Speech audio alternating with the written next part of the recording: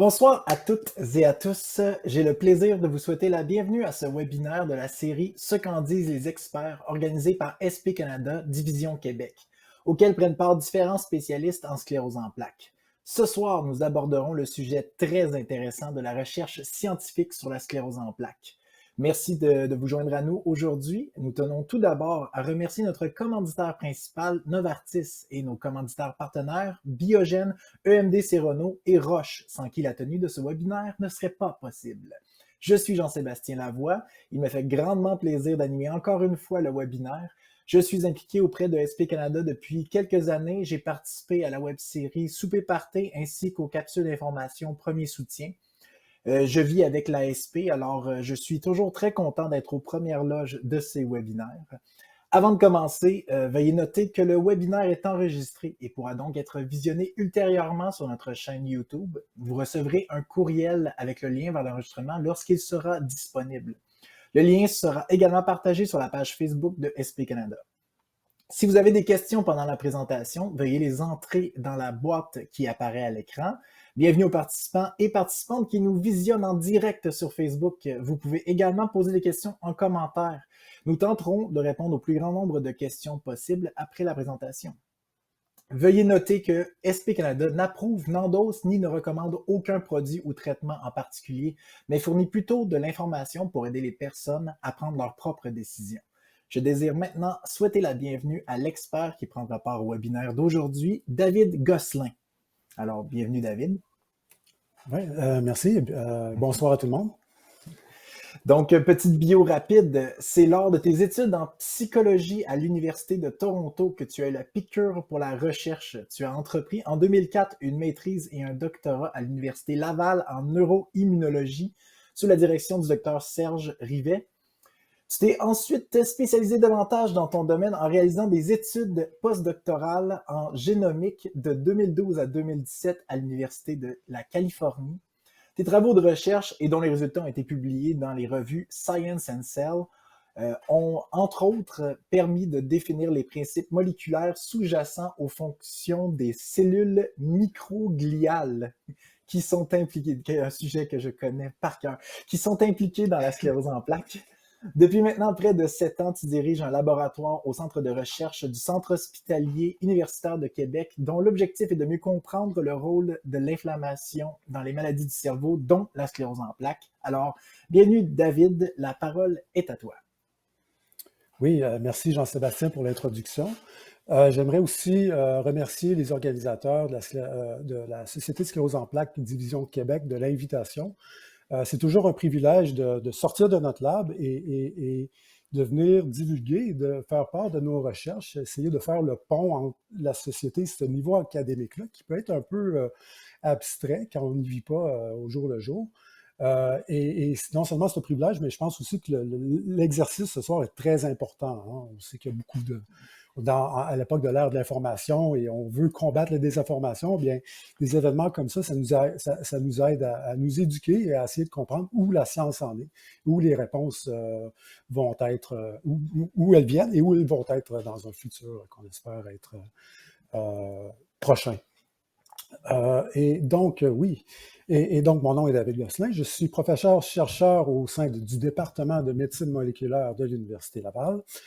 Et au cours des prochaines minutes, je vais aborder avec vous quelques thématiques, quelques thèmes en lien avec la science et les progrès qu'elle a réalisés et les défis qui subsistent quant à la recherche, à nos connaissances sur la sclérose en plaques. Ça devrait marcher.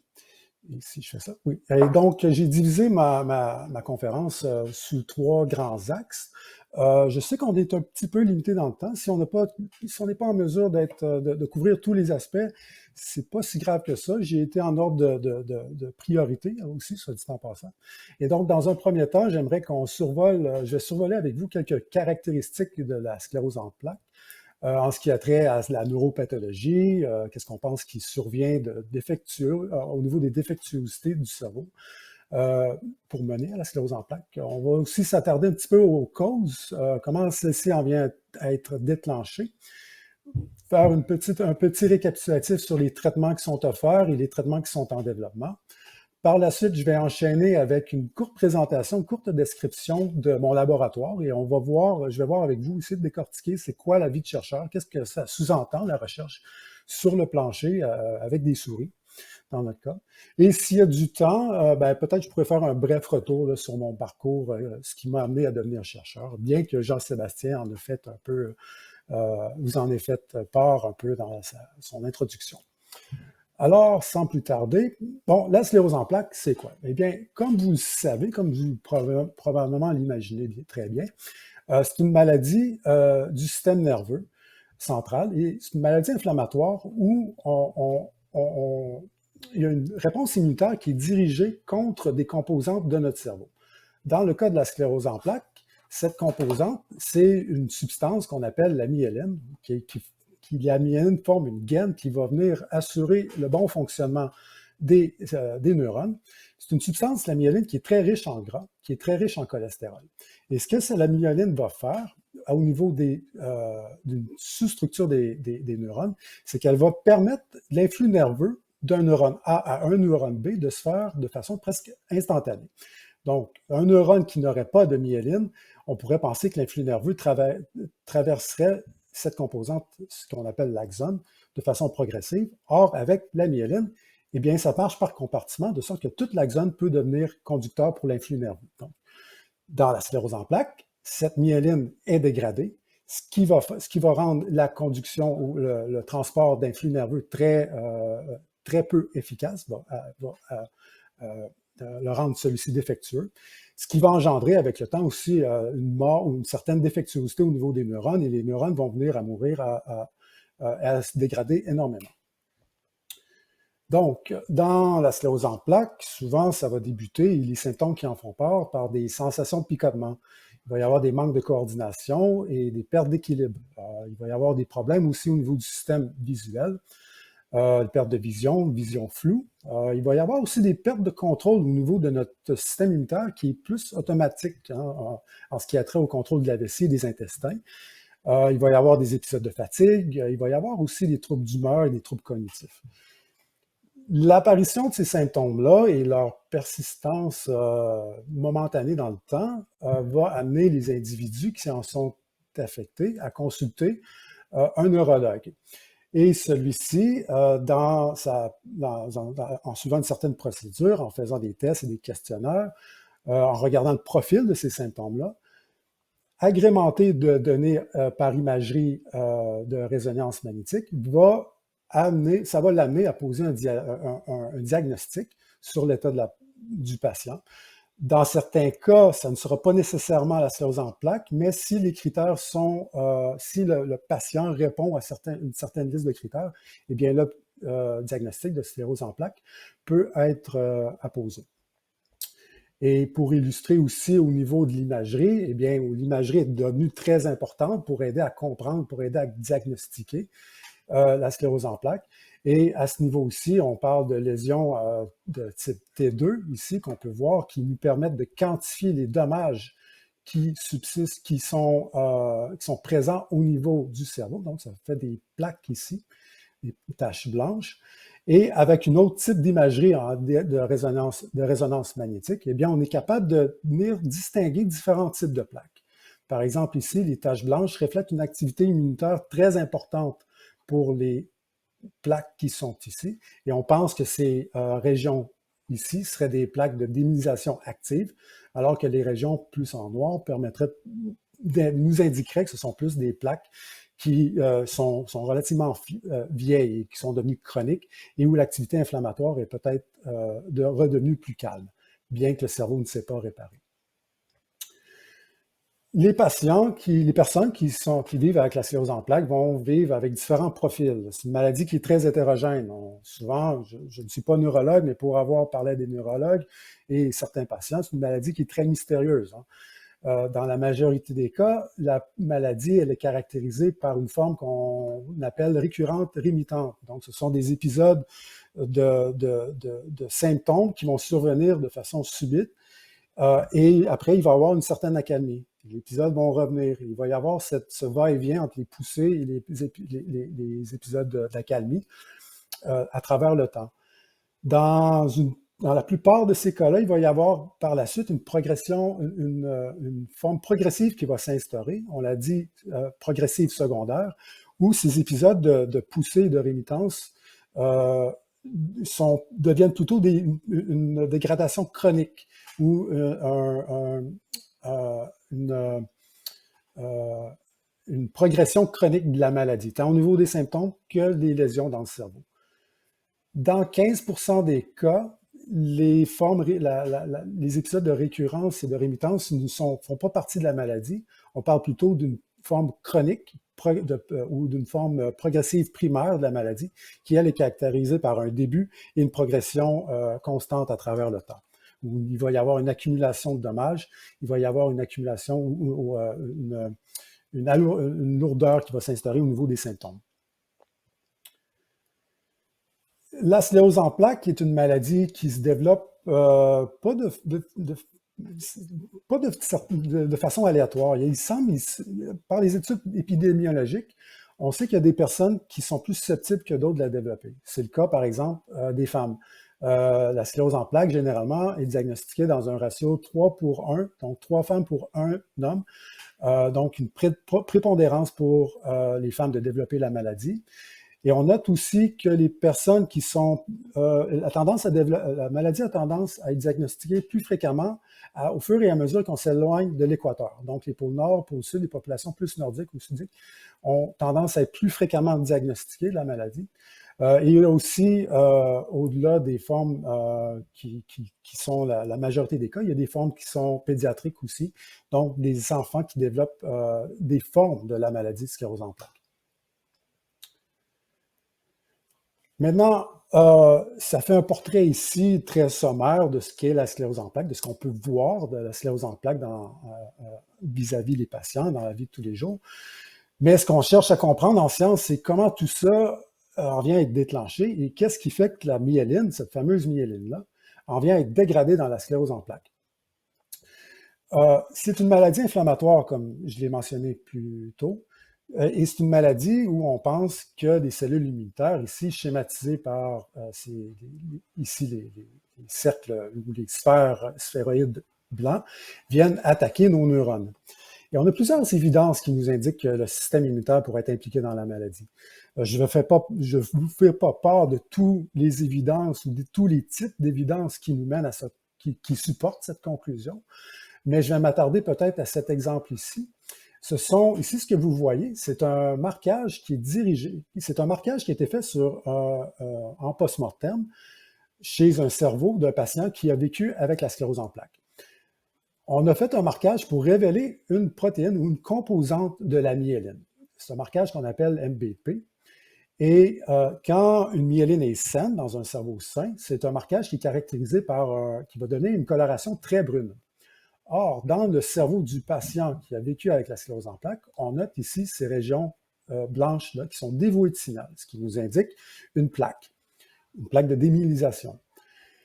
Maintenant, si on prend une tranche de cerveau adjacente à celle-ci qui a été utilisée pour le marquage MBP, et on fait un marquage pour des cellules du système immunitaire, eh bien, on peut voir que ces régions qui sont dévouées de myéline, eh bien, elles sont bourrées de cellules du système immunitaire. Donc, ce sont parmi les évidences les plus importantes qui nous indiquent que le système immunitaire pourrait être impliqué dans la maladie.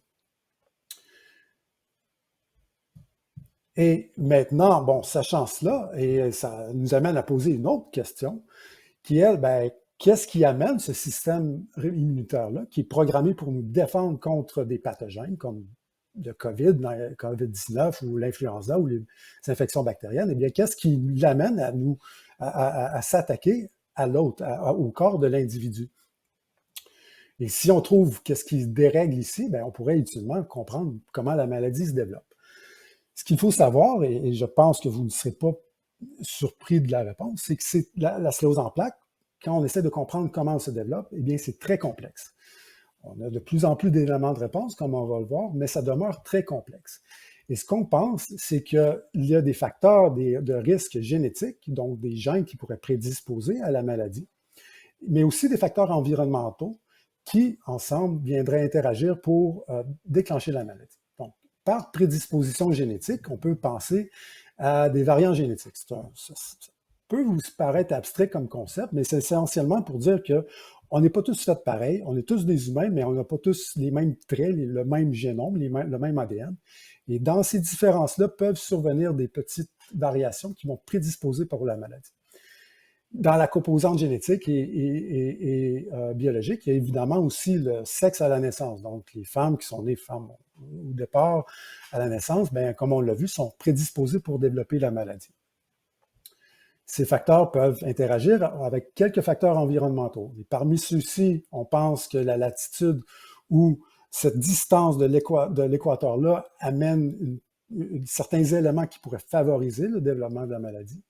On pense aussi qu'il y a certaines infections qui pourraient amener ou accentuer le risque de développer la maladie. Je vais y revenir plus tard. Et il y a aussi des facteurs de risque comme le tabagisme ou l'obésité à l'adolescence qui pourraient prédisposer pour amener une plus forte probabilité de développer la sclérose en plaques.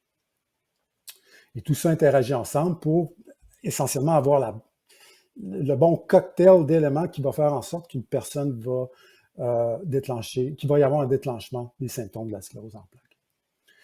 Maintenant, pour bien comprendre, j'ai abordé un peu plus en détail certaines composantes génétiques et certaines composantes environnementaux que j'ai brièvement mentionnées ici.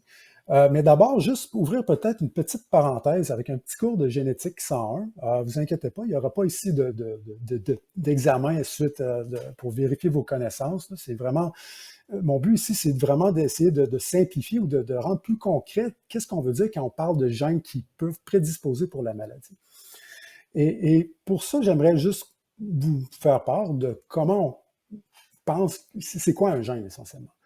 Et ce qu'il faut savoir, c'est que, bon, on est tous constitués chaque individu est constitué d'une panoplie de cellules. On parle de milliards de cellules. Il y a des neurones, il y a des cellules du système immunitaire. Il y a différentes cellules de cellules du muscle, par exemple, ou ça peut être aussi des cellules du pancréas qui font de l'insuline, par exemple. Et chaque cellule, on peut penser que chaque cellule est une petite machine. Et pour bien fonctionner, les petites machines ont besoin de différentes composantes. Des fils rouges, des fils verts, des fils bleus, de l'engrenage, etc. Et on peut penser que chaque petite composante de ces mécanismes-là, eh bien, ce sont différents gènes. OK? Donc, par exemple, une cellule, des exemples de gènes que peut-être vous pourriez connaître, c'est par exemple l'insuline, qui est faite par les cellules du pancréas et qui permet aux cellules d'internaliser le sucrose, et c'est essentiellement de l'essence pour le bon fonctionnement de la cellule. L'hémoglobine pour le transport de l'oxygène par les cellules rouges à travers le sang, c'est un autre gène. Et en tout et partout, on pense qu'il y a à peu près entre 20, pour faire un humain, pour faire un individu, ça prend 20 à 25 000 gènes au total. Parmi ceux-là, on pense qu'avec nos connaissances, en 2024, il y en a des dizaines qui sont dédiés à assurer que la myéline fonctionne correctement. Et en contrepartie, il y en a des centaines qui vont être dédiés à faire en sorte que notre système immunitaire fonctionne correctement également. Tous ces gènes-là sont localisés dans notre génome. On parle de génome, on parle souvent d'ADN, on parle de peut-être aussi, je me souviens, des chromosomes quand j'étais au primaire. Donc, quand on fait référence à notre ADN, eh bien, on fait référence à tout notre bagage génétique dans lequel est inclus ces 20 à 25 000 gènes-là. Mais ce qu'il faut savoir, la subtilité qui est importante ici, c'est que ce n'est pas toutes les cellules qui expriment les mêmes gènes. Évidemment, un neurone a besoin de fonctionner, il a besoin d'envoyer un influx nerveux. Il n'a pas besoin de faire de l'insuline. Donc, pour un neurone, faire de l'insuline, ça n'a pas de sens. Le gène pour faire l'insuline n'est pas exprimé par les neurones, par exemple. Et donc, en 2024, il y a des milliards d'argent investis pour essayer de comprendre comment notre ADN fonctionne. Notre ADN, c'est essentiellement 2,9 milliards de petites molécules qui sont toutes mises ensemble à travers nos chromosomes. Si on regarde nos gènes, donc je parlais des 20 000 à 25 000 gènes qui sont très importants pour faire un humain, eh bien, ça représente seulement 2,5 milliards, 3 à 5 % de ces 2,9 milliards de petites molécules-là. Et le reste, eh bien, c'est pour assurer que les bons gènes sont exprimés dans les bonnes cellules. OK? Et donc, ça peut paraître abstrait, mais le message ici, c'est que notre ADN, c'est une molécule qui est hyper complexe. Et pour s'assurer que nos cellules fonctionnent bien, la majeure partie de notre ADN est dédiée à s'assurer que nos cellules expriment leurs bonnes composantes au bon moment, euh, dans les bonnes proportions. Et là, je vais ramener ça à la sclérose en plaques. Parce que, comme je l'ai mentionné, avec la sclérose en plaques, on pense en 2024 qu'il y a 233 segments dans notre génome. Donc, parmi ces 2,9 milliards de molécules-là, il y en aurait 233 qui, s'ils se retrouvent dans un individu, pourraient prédisposer cet individu-là au développement de la maladie. Okay? Donc, c'est vraiment une infime partie de notre génome qui pourrait faire défaut. Dans aucun cas, on pense qu'un seul de ces variants génétiques-là est suffisant pour amener la maladie. Donc, on pense que la sclérose en plaques est une maladie dite polygénique. Donc, plusieurs gènes. Plusieurs gènes doivent se retrouver dans le même individu pour favoriser le développement de la maladie. Donc, ça demeure, somme toute, un événement génétique, somme toute, rare. Et dans la plupart des cas, ces variants-là n'affectent pas ce fameux 3 à 5 des gènes-là. Donc, il fait partie de cette vague de 97%-là, majoritaire de notre génome, qui est très abstraite, demeure très nébuleuse, mais on pense ces variants-là vont venir affecter dans l'expression de ces gènes-là, qui va venir instaurer un petit débalancement dans l'expression, dans le fonctionnement des cellules.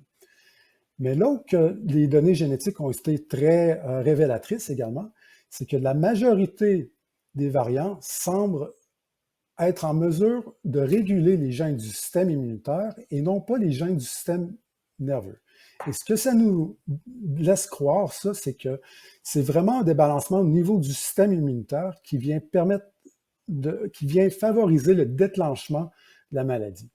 Il se pourrait, si on pense à une alternative, que ça aurait pu avoir lieu au niveau du système nerveux central de débalancement, ce qui aurait forcé une reconceptualisation de la maladie et peut-être nous amener à une conclusion que la maladie part vraiment avec un défaut au niveau des neurones ou des cellules qui font de la myéline.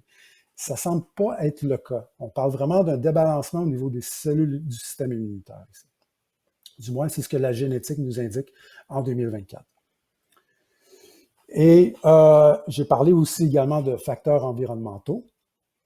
Il y en a plusieurs qui ont été nominés, dont on a certaines évidences qui pourraient indiquer qu'ils sont impliqués. Entre autres, l'exposition au soleil ou peut-être les populations nordiques qui semblent plus affectées ou plus prédisposées à développer la maladie. On ne sait pas exactement c'est quoi, avec le lien de la latitude, donc où on se situe sur le globe qui favorise la maladie. Il y a des liens qui ont été faits par rapport à l'exposition au soleil, par rapport peut-être à la synthèse de vitamine D qui vient avec les rayons du soleil, rayons UV par exemple. Mais ça demeure très nébuleux. Il y a des hypothèses aussi qui indiquent que ça ne serait pas l'exposition de l'individu alors qu'il est en bas âge, au soleil, par exemple, ou à la vitamine D, mais plutôt une défaillance ou un petit dérèglement alors que l'individu se développait dans le ventre de sa mère qui aurait pu prédisposer encore au développement de la maladie. Donc, ça demeure, on pense que la latitude est là. C'est ici pour illustrer au niveau des États-Unis, qui est un pays qui couvre beaucoup de différentes latitudes, que les populations nordiques ont une plus forte prévalence au niveau du diagnostic de la maladie que les populations des États plus sudiques. Bien que c'est un pays qui culturellement a une certaine homogénéité, bien que ça peut être, si c'est vraiment au niveau de la biologie qui est affecté, mais pas nécessairement au niveau des mentalités. Et parmi les autres facteurs environnementaux qui pourraient être impliqués, on parle aussi des infections. Vous avez peut-être entendu parler des infections du virus Epstein-Barr, ou le virus qui cause la mononucléose. On avait suspecté depuis plusieurs années qu'il y avait un lien peut-être avec la maladie. Or, en 2022, il y a des études à très grande échelle avec des populations, des très grandes populations de patients avec la sclérose en plaques et des patients non affectés par la sclérose en plaques qui semble suggérer que le virus d'Epstein-Barr ou l'infection causée par le virus Epstein-Barr est un événement qui est majeur pour favoriser le développement de la maladie. Présentement, c'est une petite révolution qui a été créée dans le milieu de la recherche en lien avec les causes de la maladie et ce fameux lien-là avec le virus Epstein-Barr. Et pour vous aider à comprendre comment le virus ou comment on conçoit cette propriété-là du virus de favoriser le développement de la maladie, je vais vous faire part du schéma ici suivant. Donc, on a un virus, OK, et notre système immunitaire est programmé pour s'en débarrasser. Ça va se faire au moyen d'anticorps, ça va se faire au moyen aussi de réponses cellulaires. Donc, on va avoir une attaque de notre système immunitaire contre le virus. Il va s'en débarrasser. Or, il s'avère qu'il y a certaines composantes de ce virus-là, Epstein-Barr, qui pourraient être très similaires au niveau des molécules à des protéines ou à des composants de la myéline. Et ce que ça veut dire ici, c'est que notre système immunitaire qui s'est défendu en générant une réponse, une attaque contre le virus Epstein-Barr, eh bien, une fois que cette réponse d'attaque-là a eu lieu, eh bien, les armes ne peuvent plus distinguer le virus de la myéline. Et donc, on pense que cette reprogrammation-là qui est aberrante et qui amène notre système immunitaire à reconnaître certaines composantes de la myéline et à générer une attaque, parce que notre système immunitaire est plus capable de distinguer si c'est un virus ou si c'est une composante de notre corps, en psychiatrie, ici, en l'occurrence, la myéline. Je veux juste amener une subtilité. Ici, j'ai utilisé la nomenclature d'anticorps, mais ça va au-delà des anticorps. Il peut y avoir des anticorps, mais ça peut être des réponses cellulaires qui ne sont pas schématisées ici. Mais le point est que notre système immunitaire qui doit combattre des infections, on a des évidences, on a des composantes candidates au niveau moléculaire qui suggèrent des similarités entre le virus et des composantes de la myéline, ce qui vient faire ce lien-là au niveau, ou rendre très concret pour les chercheurs, le fameux mécanisme qui pourrait mener au déclenchement de la maladie. Donc, pour faire un petit récapitulatif, on a des facteurs génétiques, mais aucun détermine par lui-même, aucun par lui-même a la force de déclencher la maladie. Il y a de multiples facteurs environnementaux également qui sont en lien et principalement beaucoup d'effervescence pour comment comprendre ce lien avec le virus Epstein-Barr. Maintenant, rapidement, qu'en est-il des traitements on peut en venir à comprendre la maladie, peut nous aider à la traiter, mais des fois, ce n'est pas toujours le cas. Il y a des fois qu'on trouve des traitements presque aléatoirement et ça nous amène à contrer la maladie, à combattre la maladie. Et là aussi, au cours des 15 dernières années, il y a quand même une accélération de l'éventail de traitements offerts aux patients qui peuvent être administrés. C'est vrai tant pour les différentes cibles moléculaires sur lesquelles on peut agir pour contrer la maladie, donc pour essayer d'inhiber le système immunitaire dans la plupart des cas, mais c'est vrai aussi pour la façon qu'on administre les médicaments. Donc, évidemment, il y a beaucoup de recherches qui sont dédiées à essayer de développer des médicaments qui pourraient être administrés via une pilule, par exemple, oralement, plutôt que par des injections de médicaments ou d'anticorps. Et donc, tant au niveau des cibles moléculaires que de l'approche utilisée pour administrer des développements, il y a beaucoup de médicaments, il y a beaucoup de développements qui sont faits. Il y a aussi d'autres médicaments qui s'en viennent. Je dois dire que, bon, je fais part de beaucoup de succès pour cette batterie de médicaments-là qui s'attardait à une autre cible moléculaire au cours des derniers mois. Il s'avère qu'à court terme, ils ne sont peut-être pas aussi efficaces qu'on le croyait. Et ce qu'on cible comme problème, c'est surtout au niveau d'une certaine toxicité au niveau du foie qui semble survenir.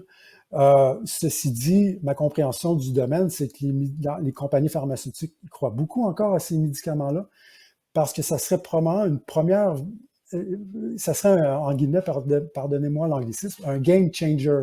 Donc, ça viendrait changer la donne en ce qui a trait à notre capacité de promouvoir un environnement qui va réparer la myéline. La majorité des médicaments ont cette capacité-là de moduler à la baisse notre système immunitaire, donc un système immunitaire qui va être moins apte à nous attaquer, mais ils n'ont pas d'effet pro-régénérateur sur la myéline. Cette batterie de médicaments-là, qui s'attaque plus à des cellules B, à des cellules du cerveau, aurait peut-être cette capacité-là, mais il semble avoir des petites embûches dans le chemin et il semble y avoir une petite toxicité au niveau du foie qui nous laisserait croire qu'on serait réfractaire à prescrire ces médicaments-là à très grande échelle. Mais les cibles, les compagnies pharmaceutiques y demeurent très attachées et je pense que c'est vraiment peut-être une question d'ajustement. Donc, dans la plupart des cas, les traitements de la sclérose en plaques ne guérissent pas la maladie, mais ils vont agir sur le système immunitaire, ils vont réduire les fréquences de poussée, leur sévérité, ce qui va amener un certain retardement aussi, ce que je comprends dans la littérature et pour avoir parlé à certains neurologues, dans l'accumulation des handicaps ou la lourdeur des symptômes. Et ils ont cette propriété-là aussi en lien avec tout ça, de peut-être aussi avoir des effets bénéfiques sur la réduction de l'apparition des nouvelles lésions au niveau du cerveau. Ils fonctionnent mieux, ils ont une plus grande efficacité quand on les prescrit tôt dans la maladie, peuvent retarder aussi le stade secondaire progressif. Et comme on l'a pu l'apercevoir, il y a un éventail de médicaments qui sont prescrits. Et les médicaments de nouvel ordre, de deuxième génération, on parle de Ocrevus ou les anticellules B, semblent être plus efficaces que de première génération. Donc, on peut penser qu'il y a une certaine mentalité ici qui va changer et qu'on va prescrire ces médicaments-là plus récents, plus fréquemment, dorénavant et dans le futur. J'aimerais vous faire part aussi d'une certaine alternative en ce qui a trait à d'autres approches pour traiter les cas très lourds de sclérose en plaques, qui sont des traitements de dernier recours, qui sont administrés seulement chez les patients qui ne répondent pas à la panoplie de médicaments dont on dispose en 2024. C'est une thérapie où les patients vont, essentiellement, ce qu'on va faire, c'est rapidement, parce que je vois que le temps passe, mais ce qu'on va faire, c'est qu'on va, à l'aide qui est l'équivalent de procéder par chimiothérapie, on va remplacer le système immunitaire défectueux par un nouveau système immunitaire qui, lui, ne sera plus programmé pour répondre dans la même mesure contre l'Epstein-Barr ou, par le fait même, contre la myéline. Donc, c'est une procédure qui n'est pas banale. Très peu de candidats peuvent y accéder. Encore une fois, c'est une thérapie de dernier recours dans les cas les plus lourds et où on va procéder dans un premier temps à une stimulation du système sanguin. Donc, on va venir chercher des cellules souches du patient. Par la suite, le patient va procéder à une chimiothérapie au même titre ou dans une certaine mesure au même titre qu'une personne qui subit une chimiothérapie pour une leucémie, par exemple. Ce que ça va faire, c'est que ça va détruire la capacité du système immunitaire ou l'existence de ce système immunitaire-là chez la personne qui subit la chimiothérapie. Donc, par la suite, avec ces cellules du sang, ces cellules souches-là, on va les réinjecter, qui avaient été préalablement prélevées. Et le système sanguin, le système immunitaire va se reformer et redonner un système immunitaire au patient, mais qui va avoir la grande particularité de ne plus s'attaquer aussi souvent au patient, au système nerveux. Donc, je veux passer par ici, on peut apprécier, je vais filer un petit peu plus vite dans le temps pour aborder d'autres sujets. Et dans la plupart des cas où je vais passer rapidement, on peut apprécier par la suite, vous pouvez revenir sur les diapos et lire les messages. Je vais vous faire part aussi qu'il y a beaucoup de développement, beaucoup de recherches en ce qui a trait à l'identifier des causes de la maladie, mais aussi au traitement également.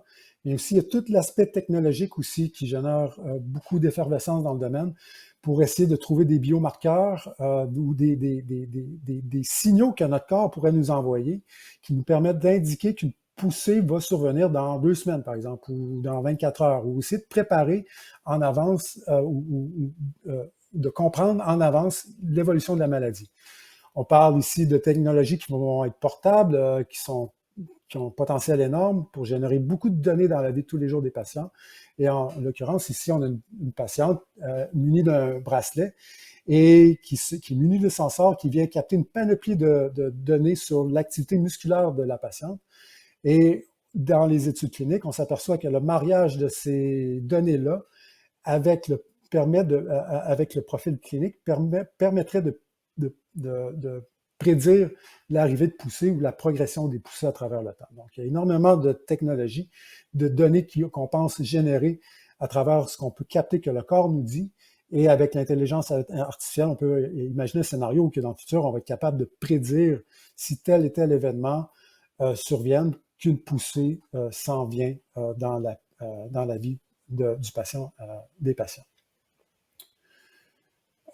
Donc, pour revenir en ce qui a trait plus peut-être au niveau basique, au niveau de la science et au niveau qui m'interpelle un peu plus, en tant que chercheur en biologie, en neurosciences, avec une certaine composante en psychologie, nous, ce qui nous intéresse de comprendre, c'est d'essayer de réparer le cerveau ou de contrer le système immunitaire de façon plus efficace pour soit diminuer les effets secondaires, arrêter la maladie, mais aussi réparer cette fameuse gaine de myéline-là. Et juste brièvement, on pense que le cerveau a cette capacité endogène-là de se réparer et de réparer la myéline. Mais ce qui survient avec la sclérose en plaques, c'est que le processus est très inefficace et s'essouffle à travers le temps.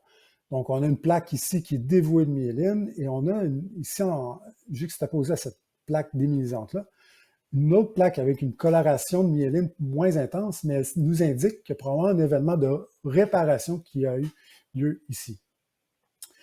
Mais c'est un processus qui demeure, somme toute, assez difficile à accentuer, à essayer de promouvoir. Et nous, dans notre laboratoire, c'est là-dessus qu'on se penche. On essaye de comprendre comment le cerveau se répare ou comment il arrive à être endommagé ici, mais ultimement, on veut essayer de le réparer. Le cerveau, c'est un organe complexe. Il y a plusieurs cellules. Il y a des neurones, il y a des cellules d'oligodendrocytes qui font de la myéline. Il y a des cellules qui viennent supporter aussi les fonctions neuronales, les astrocytes. Et on a aussi dans le cerveau une catégorie de cellules qu'on appelle des microlies, qui sont des systèmes qui font partie du système immunitaire. Cette photo-là, si vous vous rappelez, je vous ai présenté un marquage qui révélait des cellules du système immunitaire. Et bien, dans ce cas-ci, on sait que c'est des microlies. Donc, dans nos plaques démyélisantes, c'est bourré de microlies de cellules immunitaires inflammatoires attitrées à notre cerveau.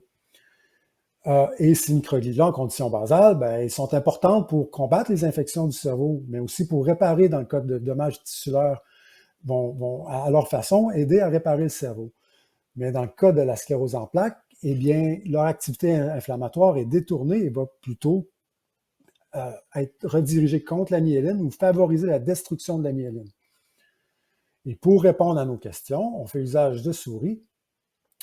Et en gros aussi, le message, c'est que les souris, c'est un modèle puissant pour essayer d'étudier la biologie complexe de ce qui peut se passer dans le cerveau. On peut penser à des pétris, c'est une alternative. Mais des pétris où on a juste un type cellulaire, c'est difficile de générer une réponse immunitaire complexe. Les souris nous permettent de faire des expériences complexes où on peut marier le système immunitaire avec un système nerveux et venir déclencher une certaine forme de la maladie chez nos souris pour essayer de décortiquer tout ça. Donc, on parle de modèles de la sclérose en plaques. Par modèle, il faut demeurer humble par rapport à ce qu'on étudie. Il n'y a pas de modèle de souris qui développe exactement la sclérose en plaques. La sclérose en plaques, c'est une maladie humaine. Mais chez nos souris, on est capable de récapituler certaines facettes de la maladie. Et nous, on utilise nos souris pour essayer de comprendre comment la myéline peut être réparée ou comment elle peut être détruite. Pour faire ça, on a des modèles simples, rapidement, où on peut administrer une toxine à nos souris. Ça amène de la démyélisation. Et étant des souris, on est capable d'isoler les cerveaux, après ça, décortiquer, soit par microscopie ou par séquençage. On est capable d'étudier de façon très complémentaire comment notre ADN s'est comporté dans une cellule du système immunitaire pour promouvoir cette destruction de la myéline-là. Et on fait, par exemple, ici, on a des images de microscopie où on a un cerveau de souris saine, où on peut voir qu'une coloration qui révèle la myéline, donc très noire. Mais dans un cerveau de notre diète Q-prison, dans notre modèle, on voit que c'est des lésions de démyélinisation qui surviennent et on essaie de comprendre qu'est-ce qui se passe à ce niveau-là. On peut faire des marquages pour révéler nos cellules immunitaires. Donc, on a des souris saines ici avec nos microlits qui tapissent de façon distancée une par rapport à l'autre, le cerveau, mais dans un cerveau de notre modèle murin de maladie de la myéline, bien, on peut voir qu'il y a une accumulation très marquée de nos microlits. C'est hyper inflammé. Évidemment, tout ça, moi, je ne fais pas ces expériences-là, je les supervise. J'ai la chance de superviser une équipe d'étudiants et d'étudiantes ici, qui est formidable, des jeunes personnes qui sont appelées à devenir des chercheurs de demain.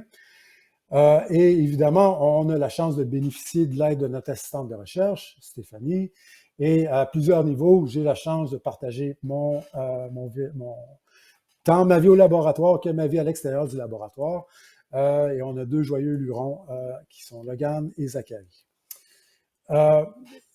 Évidemment, vous, en tant qu'individu affligé de la maladie ou proche aidant ou membre de la famille, vous êtes souvent appelé à faire des levées de fonds pour la maladie et je vous assure que c'est très apprécié parce que faire de la recherche en 2024, c'est très cher.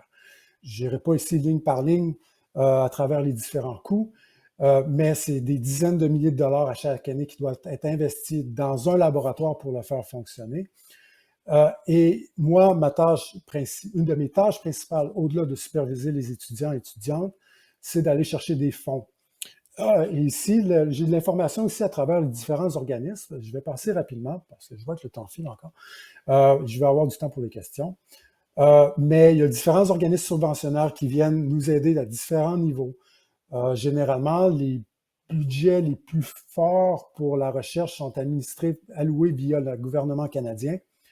Mais il y a aussi des fonds significatifs investis par le gouvernement du Québec, mais aussi par la Société de sclérose en plaques via les levées de fonds, et qui est majeur pour venir épauler les chercheurs et qui a aussi ce volet-là de venir nous aider à tester des idées un peu plus farfelues qui, souvent, les organismes plus subventionnaires avec des plus grands fonds sont plus réfractaires à prendre des risques. Fait que il y a vraiment une synergie à travers les différents organismes subventionnaires qui viennent supporter tous ces coûts faramineux-là. Et moi, en tant que chercheur, je dois aller chercher de l'argent. Donc, ça se fait via demande de fonds. Donc, ce sont essentiellement des textes de 10 pages qui vont venir étaler sur 3 ans, sur 4 ans notre plan de recherche. Tout ça doit être bien justifié au niveau de la science. On veut des idées qui reposent sur des bases scientifiques solides. Donc, on ne veut pas des idées trop farfelues. Il faut trouver un juste milieu. Ça ne peut pas être de la science-fiction, sinon on va se faire critiquer que ça manque un aspect de faisabilité. Donc, essentiellement, on ne veut pas investir l'argent durement généré ou via les donateurs, les levées de fonds, dans des projets qui, les taux de succès sont trop faibles, jugés trop faibles. Donc, rapidement, c'est juste ici, c'est toute une information que vous pouvez lire et relire si cœur vous en dit. Et bien, évidemment, ça permet de faire fonctionner les labos. Et dans notre cas, je vous fais part de certains des projets qui nous illuminent le plus, qui nous allument le plus. Donc, on a pris un gène ici qu'on appelle MEF2A et on est venu supprimer sa fonction spécifiquement dans nos microlits. Et dans notre modèle de diète Q-prison, ce qu'on voit, c'est que le marquage à la myéline est beaucoup moins intense. Donc, on pense que ce gène-là favorise une certaine activité protectrice des microlits. Et ce qu'on essaierait à long terme de faire, c'est de favoriser son fonctionnement pour peut-être équiper les microlits à être plus régénératrices de myéline ou moins destructrices. D'autres gènes, c'est le contraire. Si on les inhibe, eh bien, on a plus de marquage de myéline. Donc, on conserve une certaine myéline, on accentue le processus de réparation. Dans le cas de P10 ici, on peut voir qu'au niveau de cette région-là du cerveau, souris, le marquage est plus intense. Donc, si on enlève P10, eh bien, on semble amener une certaine réparation ou favoriser une certaine réparation du cerveau. Et ce sont deux parmi les 20 000 gènes que je vous parlais tantôt. Donc, c'est ces deux-là qui nous intéressent. On va probablement investiguer ça pendant encore plusieurs années pour comprendre exactement ce qui se passe. Les découvertes mènent à des publications, des brevets, je vais passer rapidement, mais essentiellement, nous, notre monnaie d'échange en tant que scientifique, ce sont les publications, souvent.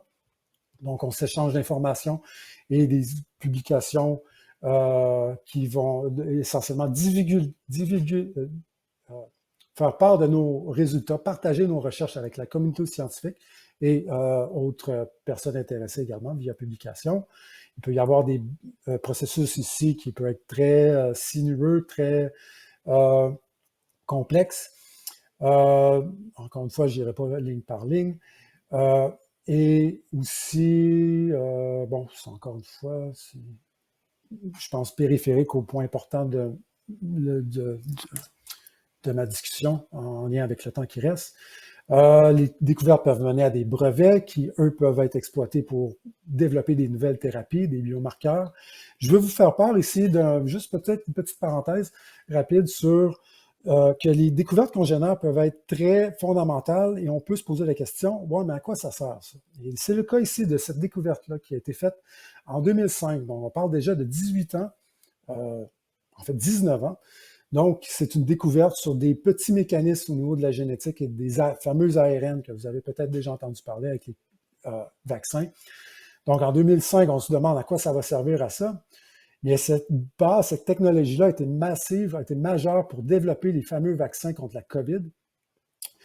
Et donc, ça s'est avéré 10, 15 ans plus tard qu'on a pu exploiter ces découvertes-là. Et au-delà de sauver des vies, bien, les découvreurs de ceux qui ont fait la découverte en 2005 se sont fait attribuer le prix Nobel de physiologie en médecine en 2023, en octobre dernier. Donc, c'est pas parce ça peut être très abstrait, la science, il y a des trucs qu'on se pose, qu'on se gratte la tête pour comprendre qu'est-ce que ça veut dire tout ça. Il faut comprendre que ça peut prendre du temps avant de révéler le potentiel des découvertes. Donc, rapidement, c'est un processus, je ne l'ai peut-être pas très bien véhiculé, mais on peut comprendre que la science, des défis majeurs, c'est un monde qui est constamment confronté à des échecs de demande de subventions, des expériences qui ne marchent pas, mais des articles qui sont refusés, qu'on a passé 2 ans, 5 ans à travailler, mais qu'on se fait dire que non, on ne satisfait pas des critères d'acceptabilité. Donc, on s'est refusé, il faut revenir refaire des expériences. C'est un parcours qui est sinueux. Mais somme toute, si je peux me permettre, c'est un monde qui est fantastique aussi, quand on a la chance d'y accéder. C'est un monde qui est, pour plusieurs de mes collègues, où on vit pour ces petits moments-là où on vient de découvrir un nouveau principe de biologie qui ne pouvait pas être prédit par tout ce qu'on connaissait déjà. Vraiment, on est illuminé sur une nouvelle facette de la biologie. Et dans certains cas, on peut penser que, wow, si ça marche, la suite logique, c'est qu'on a un nouveau traitement. Et vraiment, c'est très stimulant, ces petits moments-là. Évidemment, on pense aussi, chacun de moi et mes collègues, on croit qu'on peut faire une différence. Il y a peut-être un aspect égocentrique, une certaine prétention là-dedans. Il faut faire attention, mais ça nous motive quand même. Et évidemment, on le fait parce que si on ne le fait pas, ben, on ne peut pas laisser la maladie gagner. Hein. Fait qu'on continue de se battre, on se bat avec vous. Évidemment, on peut compter sur votre apport aussi, sur votre contribution vis-à-vis vos messages ou aussi via vos efforts en ce qui a trait aux levées de fonds pour soutenir via des fonds, via des octrois, dans des idées plus farfelues ou aussi des moments qui sont plus difficiles. C'est pas toujours facile d'avoir de l'argent en sciences. Et juste là-dessus, je vais terminer avec quelques exemples de laboratoires qui survivent, qui vont bien grâce à vos efforts. Donc, des collègues ici au CHUL, Steve Lacroix, Luc Vallière, Manu Rangacheri, Serge Rivet, qui sont avec moi au CHUL, mais aussi à travers le Canada, tous des chercheurs, peut-être que vous avez entendu parler, Division Québec d'Alexandre Prat, probablement une des sommités neurologues, docteurs, qui fait de la science de très haut niveau, sommité mondiale, Catherine Larochelle aussi, qui est neurologue aussi au CHUM à Montréal, vraiment des all-stars, Nathalie Arbault, que peut-être vous connaissez aussi, très impliquée au niveau de la Fondation. Et à travers le Canada, ben, à Toronto avec Véronique Miron, en Alberta avec Jason. Je les nommerai pas toutes. Ici, à Terre-Neuve, donc vraiment d'un océan à l'autre, avec Terre-Neuve ici, avec Craig ou Lisa à Vancouver. Donc vraiment, vos efforts on est très redevables. Puis là-dessus, ben, je pense que je suis là de mon temps un petit peu, mais sachez que moi, je ne finis pas à 8 heures. S'il faut répondre à des questions au-delà de 8 heures, je suis avec vous jusqu'à temps que vous serez satisfait. Moi, je pourrais garder la discussion jusqu'aux petites heures du matin. Merci énormément. Merci, David Gosselin, de nous avoir donné toutes ces informations-là. Moi, j'étais venu ici avec, je m'attendais à avoir plein de réponses à toutes les questions scientifiques, mais j'ai quand même été très agréablement surpris par tout le côté humain aussi qui est derrière la recherche dont tu nous as parlé. Je trouve ça super intéressant de voir les motivations derrière les gens, les laboratoires et tout ça. C'était passionnant et je pense que ta passion était contagieuse aussi durant ta présentation. Donc, merci vraiment Ouais, beaucoup pour ça. ça fait plaisir. Ça fait plaisir Donc, d'entendre. Merci beaucoup. il nous reste quelques minutes, bien sûr, pour répondre à des questions. On va peut-être étirer ça aussi, dépendant de tout ça. On n'aura probablement pas le temps nécessairement de répondre à toutes les questions, mais je tiens à dire que les agents InfoSP sont disponibles pour répondre à vos questions au besoin. Donc, Je vais allons-y. juste mentionner Oui. rapidement, si on n'a pas le temps, mais vous avez des questions, on peut me rejoindre. Il va y avoir, je pense que vous avez peut-être mon adresse email, mais aux membres de l'assistance, n'hésitez pas. Si vous avez une question, ou à la limite aussi, si c'est pas clair, on pourra s'appeler. C'est des fois des questions qui vous pensez que c'est plus facile à poser en personne. Ça va me faire plaisir de vous répondre. Mais merci beaucoup pour ça. Belle générosité. Je commence avec une première question. Est-ce possible avec certains traitements de stopper complètement la progression de plaques dans le cerveau et parfois même aller jusqu'à éliminer quelques plaques? Oui, c'est une bonne question. Ma compréhension, et moi, on aura compris que je suis plus au niveau des causes de la maladie avec des souris. C'est une question d'ordre clinique un peu plus, mais de ce que je comprends, c'est que la plupart des médicaments qui sont prescrits, tant au niveau des anticorps contre les cellules B, Ocrevus par exemple, que l'interféron, etc., vont pas arrêter la maladie. Ils vont la ralentir de façon significative, mais n'ont pas cette propriété-là de vraiment contrer la maladie, de sorte que si on commence le traitement, eh bien, on peut espérer que les poussées ne surviendront plus jamais. C'est pas le cas.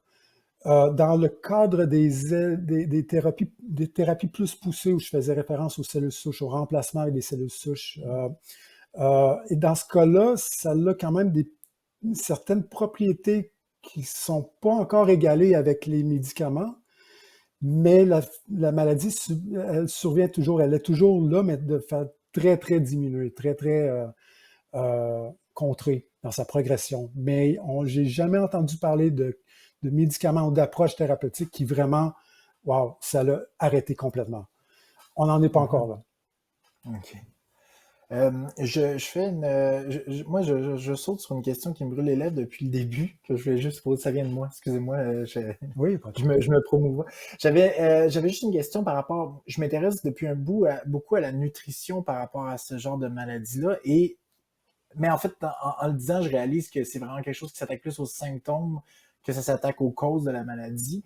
Mais des fois, je me demande à quel point, tu sais, des fois, on parle on est ce qu'on mange. Est-ce que la nutrition peut jouer un rôle à faire ralentir, s'arrêter des progressions, des symptômes ou des trucs chroniques? Oui, c'est une très bonne question. C'est surtout une question qui interpelle beaucoup de personnes parce que c'est un aspect qui nous permet d'avoir un certain contrôle sur la maladie. À ce niveau-là, bon, j'ai mentionné facteur de risque. L'obésité à l'adolescence semble avoir un effet pour prédisposer pour la maladie. Mais on sait aussi que l'obésité avec la maladie est pas recommandée, pourrait alourdir le bilan de symptômes. Est-ce que au niveau de l'obésité, par exemple, la nutrition, est-ce que ça l'affecte vraiment ce qui se passe au niveau du cerveau directement? Je ne sais pas. Je sais par contre que c'est une thématique de recherche qui génère beaucoup d'effervescence aussi également. Et j'ai Mhm. parlé de docteurs aussi, mentionné brièvement Catherine Larochelle. Elle, ce qu'elle pense, c'est travaille beaucoup essayer de comprendre comment la nutrition pourrait affecter notre flore intestinale. Donc, on parle de microbiote ou des probiotiques, par exemple. Et on pense qu'il y a peut-être un lien entre cette organisation-là de nos probiotiques, de nos bonnes bactéries, et peut-être la progression de la maladie. Maintenant, est-ce que ça va faire en sorte qu'on va être capable de contrer la maladie? Je ne le sais pas. Je pense que dans le meilleur des cas, on peut espérer ralentir la maladie. Et ça peut être donner aussi un effet de levier sur d'autres traitements également, qui vont venir rendre d'autres traitements plus efficaces aussi. Peut-être ça peut être synergétique, tout ça. Mais est-ce que ça va contrer la maladie? Je ne le sais pas et j'aurais un certain doute en 2024. Peut-être qu'on verra plus tard.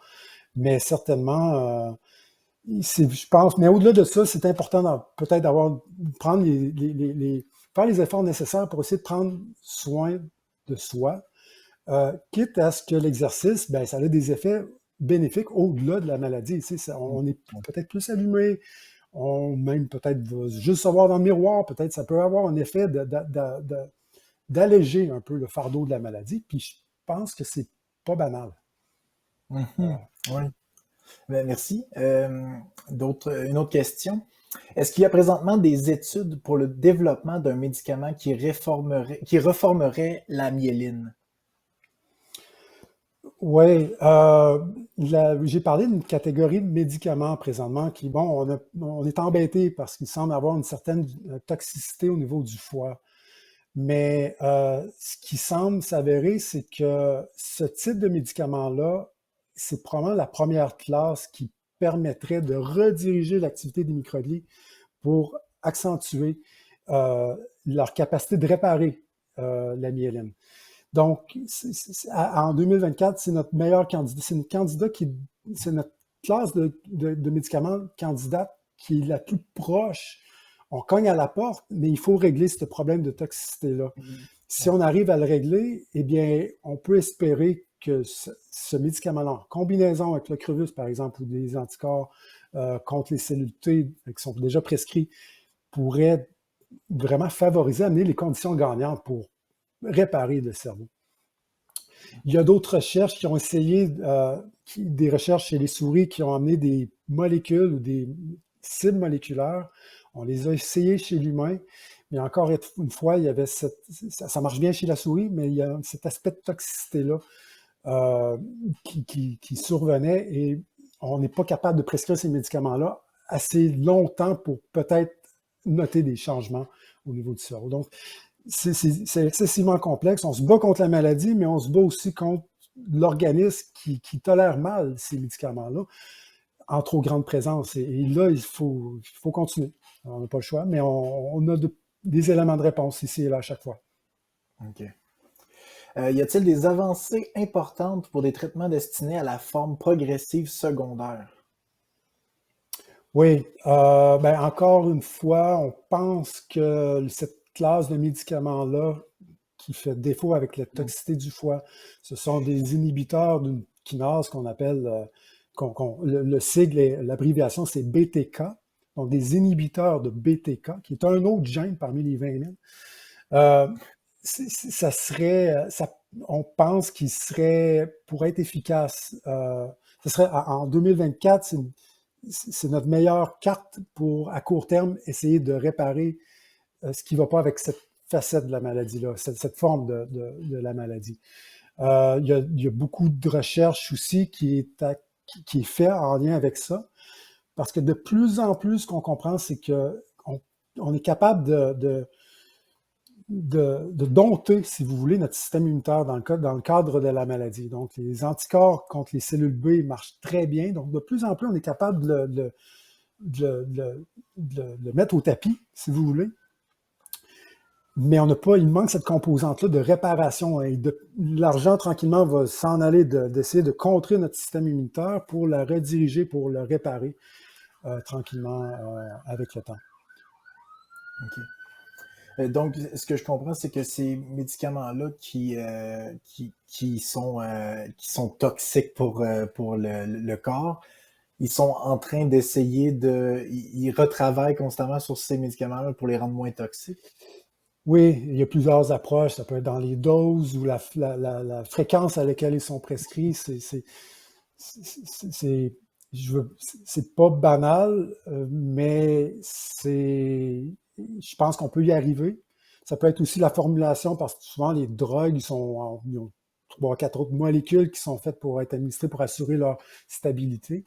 Il y a un processus chimique. Il y a les chimistes qui sont probablement Ah oui. qui se grattent la tête pour résoudre ce problème.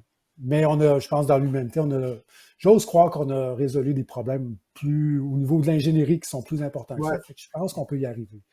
On est capable de mettre des sondes en orbite entre Jupiter puis la ceinture d'astéroïdes. Je pense que des télescopes, on est capable de. Je pense qu'il faut être positif, il faut être optimiste. Ouais, ouais. Ouais. Une autre question. Est-ce qu'il existe de la recherche pour développer un traitement qui protégerait le réseau de neurones sains? Si je comprends. Ouais. Ouais. Je pense que j'aurais. Il y a des recherches qui sont basées sur le neurone plus. On essaie de comprendre, parce que c'est très complexe. J'ai pas beaucoup parlé des neurones comme tels, mais ce qui arrive aussi, c'est qu'en absence de myéline, en fait, la myéline est importante pour assurer la bonne survie des neurones. Donc, elle permet leur bon fonctionnement, mais elle permet aussi de mieux vivre. Et en absence, oui, on perd la myéline, ça impacte les flux nerveux, mais les neurones se dégradent aussi en parallèle. Est-ce que si il y a de la recherche qui est faite pour essayer de comprendre ce processus intraneuronal-là, dont j'ai vraiment pas beaucoup parlé présentement, pour essayer de les rendre plus forts, à peut-être à perdurer dans le temps, de façon plus, juste être là plus en santé ou de leur donner une chance d'un point de vue neural. Il y a des recherches qui sont faites sur cette composante-là. Et ce sont des recherches aussi qui sont très en lien aussi peut-être avec d'autres maladies neurologiques de neurodégénérescence comme le Parkinson ou l'Alzheimer, où des données dans un champ peuvent être peut-être appliquées dans une autre maladie aussi et vice-versa. Mais il y a énormément, oui, de recherches qui est effectuées à ce niveau-là également. OK. Et à la lumière de tout ce qu'on a appris aujourd'hui, est-ce que ça veut dire aussi qu'éventuellement, un test génétique pourrait juste indiquer la possibilité de développer l'ASP dans sa vie? Oui, je pense que j'ai pas parlé beaucoup de biomarqueurs, mais oui, est-ce que notre corps peut nous informer sur notre futur essentiellement? Via l'ADN, il y a beaucoup de tests génétiques. Et les tests génétiques, soit dit en passant, ont changé la donne avec le cancer, par exemple. Je pense qu'on peut espérer faire un parallèle dans le futur avec la sclérose en plaques, amener ces façons de faire-là pour essayer de comprendre les prédispositions génétiques. Et là où ça devient important, c'est que peut-être qu'on va être capable d'identifier peut-être refaire un casse-tête du patient, où qu'un morceau est la génétique et l'autre morceau est un certain aspect vis-à-vis l'infection à l'Epstein-Barr, ou qu'on met tout ça ensemble, peut-être à 12 ans, par exemple, ben, si ça, c'est là, ben, peut-être qu'à 20 ans, il va y avoir des poussées qui vont survenir, ce qui permettrait peut-être de détecter encore plus rapidement le premier épisode de poussée, puis peut-être, là, j'avance de la science-fiction aussi, on n'est pas parler de dire que David a dit ça à votre neurologue, mais je pense qu'il faut être optimiste puis de voir un scénario où on est capable de voir peut-être plus en avance qu'est-ce qui va arriver pour commencer les traitements avant, devancer les traitements d'une certaine façon. Et à ce moment-là, ben, peut-être qu'on peut penser que dans le futur, on parle de décennies ici, que la sclérose en plaques peut être une certaine façon, on peut conserver nos capacités motrices et nos capacités cognitives, neurologiques, bien qu'on l'a, mais elles se développent vraiment pas. On est tout le temps capable de mettre le pot dessus, peut-être, je ne sais pas. Mais je pense que si, à l'aide de biomarqueurs, je pense que tous les chercheurs, les acteurs dans le milieu, c'est un peu le scénario de science-fiction qui me motive. Mais c'est ça, dans l'ordre d'idée de prévenir la maladie, comme beaucoup de gens, moi je m'étais beaucoup intéressé au virus Epstein-Barr, puis l'idée m'est tout de suite venue en tête que s'il y a bel et bien un lien direct, si on développe un vaccin contre le virus Epstein-Barr, est-ce Oui, qu'on verrait une chute drastique des cas de sclérose en plaques? c'est c'est la question à 1 million de dollars C'est présentement. ça, Puis c'est probablement une des. Oui, ben c'est la logique de la chose. Il y a Mhm. peut-être des événements qu'on ne perçoit pas qui font que sa prédiction ne sera pas validée, mais peut-être que c'est comme ça aussi que ça va arriver. On sait pas, on se croise les doigts, on pourrait se croiser les doigts, Ouais. de penser que nos petits-fils ou nos petits-petits-fils, petits-petites-filles, ben, ils vont vivre dans un monde où ben, la sclérose en plaques, on peut vivre avec dans une certaine façon, normalement, en fait. On Ouais. peut vivre avec. Le message que je dis, c'est qu'on peut vivre avec. On combat, on vit avec, mais que c'est vraiment pas le même type de combat dans le futur que ce à quoi on fait face en 2024. Oui. Mm. Le cancer, il y a des avancées, puis on peut s'abreuver des avancées des autres domaines. Une leucémie chez un enfant diagnostiqué en 2024, c'est pas le même scénario qu'une leucémie en 1988 ou en 1980. C'est pas dit que Mhm. l'enfant va survivre assurément, mais somme toute, la science nous a aidés à progresser et à changer la donne ou à être plus optimiste vis-à-vis le futur. Ouais, mais ça c'est clair. Déjà, moi j'avais reçu mon diagnostic en 2015 et déjà on me disait déjà que c'était très différent de le recevoir quelques années plus Oui. tôt, 10 ans plus tôt, 15 ans plus tôt. Pour la sclérose en Euh, plaques, c'est probablement le meilleur exemple pour les maladies neurologiques. C'est à quel point on est capable, on est dans le point d'inflexion. Tu sais, on a une courbe, il n'y a rien qui se passe. Puis là, on monte, puis on est dans cette phase-là, là, je pense. ouais. Ce n'est pas le cas Une pour autre les autres question. maladies. Ouais. Une autre question ici. Est-ce que les traitements pour la reconstruction de la myéline s'adressent aux nouvelles plaques seulement ou toutes les plaques depuis le début de la maladie? Oh, je sais pas, c'est une bonne question. Je me suis pas attardé à cette thématique-là, mais c'est pas toutes les plaques qui sont pareilles. Il y a une panoplie un spectrum de différentes plaques qui sont et dont on comprend mal leur évolution, mais on sait qu'il y a des plaques qui sont plus agressives que d'autres. Dans le temps, elles évoluent d'une façon que d'autres plaques évoluent pas. Et à ce titre-là, est-ce qu'on est capable de réparer une plaque qui, ça fait longtemps, qui est devenue, en guillemets, silencieuse? Je ne le sais pas.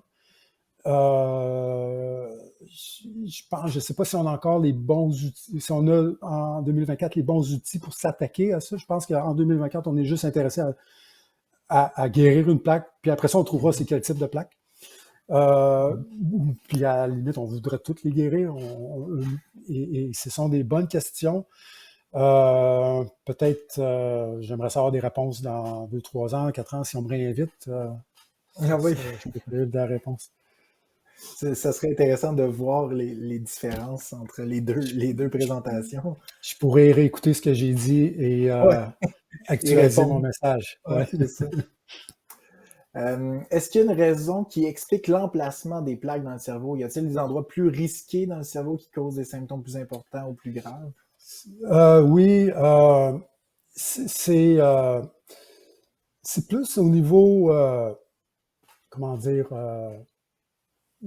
c'est pas tant au niveau c'est le cortex, tu sais, il y a divers hypothalamus, diverses régions du cerveau qui sont affectées, mais c'est plus au niveau des sous-structures de ces régions-là. Donc, c'est plus en lien avec les vénules. Donc, on a notre système sanguin qui irrigue tout notre cerveau, c'est hyper complexe. Et des capillaires et des veines qui sont partout qui font contact essentiellement avec chaque neurone. Et ce sont les sous-structures qu'on dit, des vénules, des petites veines où ont plus tendance à se développer les premières plaques. Donc, c'est pas au niveau des grosses artères.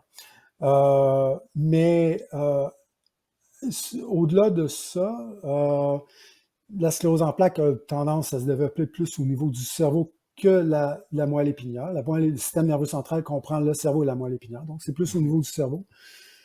Au niveau du cortex aussi, je pense, mais encore une fois, je pense que je ne veux pas trop m'avancer parce que je ne suis pas neurologue, et s'il y a un neurologue dans la salle, il va lever la main et dire « Oh mon Dieu, ça n'a pas de bon sens ce que David est en train de dire ». Je préfère être plus posé et plus frileux dans ma réponse, mais je sais qu'au niveau des vénules, des veines, ce sont des microstructures qui sont plus affectées. Certainement, on en retrouve au niveau du cortex. Il y a cette composante un peu aléatoire là aussi, si je comprends bien, qui des plaques qu'on va détecter par imagerie dans une première session. Et dans une session future, elle va avoir disparu, donc elle va s'être résorbée, si vous voulez, au niveau de l'imagerie. Pas dit qu'il n'y a pas de débalancement moléculaire qui ne survienne pas, mais on ne la détecte plus. On va en voir d'autres à d'autres endroits. Donc, il y a cet aspect, la maladie est mystérieuse dans ses symptômes, dans sa progression aussi, au niveau de ce qui se passe du cerveau. On a de la misère à le cerner. Elle est peut-être insaisissable à sa façon. Mhm. J'ai une question ici un peu plus sur le processus de recherche en tant que tel. Parfois, on entend parler qu'un traitement X va développer pour une maladie, va finalement aider pour une autre maladie. Est-ce que ça vous arrive de regarder des traitements développés pour d'autres maladies pour voir si ça pourrait aider pour l'ASP? Oui. Puis je dois dire, je pense un des exemples excellents de cette heureuse chance, en guillemets, c'est la sclérose en plaques avec l'Ocrevus. Ma compréhension, c'est que ces médicaments-là contre les cellules B étaient déjà prescrits pour certains types de leucémie des années 2000. Or, il s'est avéré que lorsque les patients qui avaient la malchance d'avoir cette leucémie-là, ce type de leucémie-là, mais qui étaient aussi affectés par la sclérose en plaques, eh bien, les épisodes de poussée diminuaient. C'est là qu'on a fait des liens. Et donc, c'est un exemple que présentement, en 2024, une des technologies, des traitements qui fonctionnent le mieux, les anticorps contre les cellules B, l'Ocrevus en l'occurrence, est issu d'un domaine de connaissance sur le cancer. Donc, on a pris cette molécule-là, on était capable de faire les liens et de la transposer dans la sclérose en plaques. Mais c'est un exercice qu'on essaye beaucoup avec essentiellement les médicaments qui sont prescrits, parce que ce qui est bien, c'est qu'on a déjà ce fameux profil de toxicité-là. Si ça marche pour une maladie, avec certaines composantes, avec une certaine compréhension de ce traitement-là, eh bien, ça devient, on bypass, on fait un survol de tout un éventail d'un processus qui peut être très laborieux pour arriver directement au milieu clinique déjà et arriver avec un traitement qui peut être pas très toxique, qui peut être très bien toléré plutôt, et peut-être avoir un effet très bénéfique sur la maladie. Donc, oui, on appelle ça, je n'ai pas le terme français, mais en anglais, du repurposing le médicament, donc le prendre pour on comprendre dans un volet, puis on essaie de le remettre dans un autre, voir si ça marche. Dans certains cas, ça a très bien marché. Dans la majorité des cas, c'est pas très positif, mais souvent, on a avantage à l'essayer. On coupe les coûts de développement énormément. Hein. Fait que finalement, toutes les avancées en médecine peuvent finir par aider, et toutes les avancées en sciences en général peuvent finir par aider euh, tout ce qui est connexe. C'est comme si tout le monde allait dans Oui. la même direction en même temps. Puis, si je peux me permettre un message éditorial, c'est pour ça que c'est important d'investir en sciences en général. La Mhm. Fondation, c'est fantastique ce que vous faites, c'est important, on ne peut pas se passer de vous autres. Mais si vous êtes capable d'aller, si vous croisez votre député puis dire ah, moi, la science, je crois beaucoup en ça, puis essayer de favoriser ces budgets-là au niveau canadien. Les budgets Mhm. en recherche investis par le gouvernement canadien pour la recherche biomédicale, ça a stagné depuis 2008. Mhm. L'inflation, ça commence à rentrer dedans, le Québécois, avec les salaires. Ouais. Donc, on a de moins en moins d'argent qu'on peut se permettre d'investir pour des nouvelles expériences parce qu'à juste titre, on doit payer nos assistants de recherche, nos étudiants, des réactifs Mhm. compagnies qui nous donnent des réactifs, ils ne gênent pas pour charger plus. Donc, investir dans tout ça est très important et c'est l'argent si le gouvernement, de par vos actions, décide d'investir, peut-être dans des contextes de cancer, ben, ça peut avoir un impact sur la sclérose en plaques. Et vice-versa aussi, c'est le même message que j'ai pour les patients qui ont le cancer. C'est de la recherche fondamentale, c'est majeur, puis l'aiguille de financement est difficile, j'ai envie de dire pratiquement impossible de faire bouger. Techniquement, pas impossible. Non, Mais théoriquement, ouais. Pas impossible, mais c'est un message important à faire passer, j'ai l'impression. Ouais. En terminant, sur une note plus remplie d'espoir, comment est-ce que tu vois la recherche en sclérose en plaques à court et à long terme? En moins de 1000 ans. Moi, on peut philosopher là-dessus. En québécois, encore s'ouvrir une bière là-dessus. Hein. Moi, je trouve la maladie, c'est probablement, en tout cas, c'est l'exemple le plus flagrant, le meilleur exemple que j'ai en tête qu'on est capable de contrer les maladies neurologiques. Et présentement, je reprends ce point d'inflexion, l'écran est ici, ce point-là avec la sclérose en plaques. Donc, nous, que ça commence, l'accélération devient fulgurante. Je pense qu'on est dedans. J'ose dire qu'on est dedans, j'ose croire qu'on est dedans. Tant au niveau des découvertes de la génétique, notre capacité de cerner peut-être l'Epstein-Barr, le virus, mais aller voir les composantes moléculaires de l'Epstein-Barr, qu'est-ce qui pourrait être similaire entre ce virus-là et les composants de la myéline. On les a, les données. De plus en plus, on est capable. C'est un travail de détective, puis on commence à avancer drôlement dans nos recherches, dans nos pistes pour identifier qu'est-ce qui, ultimement, va être encore meilleur pour améliorer vos vies, ou dans le meilleur des mondes, faire en sorte qu'on vive dans un monde qui n'a plus de sclérose en plaques, ou que c'est, j'oserais dire, en guillemets, c'est devenu une banalité. Parce que toute maladie qu'on arrive à contrer, à inhiber, on passe à d'autres choses, puis on vit avec, puis on décide de passer à d'autres choses parce qu'on l'a réglé. Mais il y a d'autres maladies comme l'Alzheimer, Parkinson, Huntington, qui se demeurent. On n'est pas encore rendu là dans cette vague-là d'accélération. Mais la sclérose en plaques me donne espoir que c'est possible pour toutes les maladies. Et je dis ça aussi, sachant ce qui s'en vient pour la sclérose en plaques, l'éventail de médicaments qui pourraient promouvoir la réparation, je pense que ça s'en vient. En tout cas, il faut résoudre l'équation, mais je pense que généralement, l'équation est débalancée, mais on va y arriver, je pense. On ne part pas dans le néant. Et c'est vrai aussi pour le diagnostic, toute l'accumulation de données dans la vie de tous les jours. C'est un petit peu évasif, peut-être, à un certain niveau, mais ça va nous illuminer sur des facettes de la maladie qui peut-être qui va peut-être s'avérer être déterminant pour prédire les poussées. Si on est capable de les prédire, on est capable peut-être d'améliorer notre éventail de nos prescriptions pour, finalement, qu'il n'y en ait pas. Et l'imagerie aussi, qui est très important aussi pour améliorer les diagnostics, des diagnostics plus fins qui vont, après ça, permettre de mieux prescrire le bon médicament dans la bonne dose. Je pense, c'est vraiment... je ne sais pas comment on vit, comment vous vivez dans la vie de tous les jours. En tant que chercheur, on essaie beaucoup porter sur le regard sur où qu'on s'en va, puis il faut que ça marche, puis il veut y aller, puis on essaie de pousser plus rapidement. On est très optimiste. Mais je pense que moi, je me sens très confortable à dire que c'est une certaine maladie.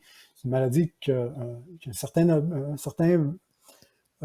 vent dans nos voiles, puis j'ai hâte de voir jusqu'où ça va nous porter tout ça. Ouais. Ben c'est vraiment un optimisme qui est contagieux. Ouais. Je suis venu ici ce soir, puis je m'attendais pas à en ressortir avec autant d'optimisme, de réalisme et optimisme. Donc, merci beaucoup. Juste dire qu'il ne faut pas dire que David pense que dans 10 ans, c'est réglé. J'essaie de tempérer mon message, mais regardez, comme tu l'as mentionné, Jean-Sébastien, à l'époque de ton diagnostic, on t'a, je pense, averti que ça avait déjà beaucoup évolué de la façon qu'on essaie de contrer la maladie. Donc, c'est pas seulement moi qui le dis, c'est un message, mais il faut quand même vivre des échecs. Il va y en avoir, il y en a toujours eu, il va continuer à en avoir, mais pas grave, on passe à travers, puis on se retrousse les manches, puis on va y arriver. Là. La personne qui me dit ça à mon diagnostic en 2015, c'est le docteur Alexandre Bras, qui est mon neurologue. Donc, j'imagine que lui aussi savait de quoi il parlait. Donc, ça, Ah, il est c'est- excellent. oui. Donc, Puis comme c'est, chercheur aussi, là, c'est vraiment, en tout cas, yeah. C'est un ben, autre mais niveau, merci. juste pour te donner, c'est un Sidney Crosby, là. C'est, c'est, c'est ce que j'entends dire. ouais, ouais, c'est un autre niveau, là. Je suis pas un Ben, Sidney écoutez, Crosby. ok.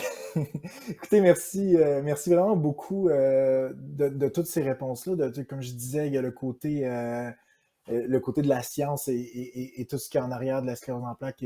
Qu'est-ce que la sclérose en plaques, tout ça. Il y a le côté humain, les chercheurs, pourquoi, c'est quoi les raisons derrière, où on cherche, qu'est-ce qui motive et tout ça. Toutes ces choses-là, aujourd'hui, j'ai trouvé ça tellement pertinent.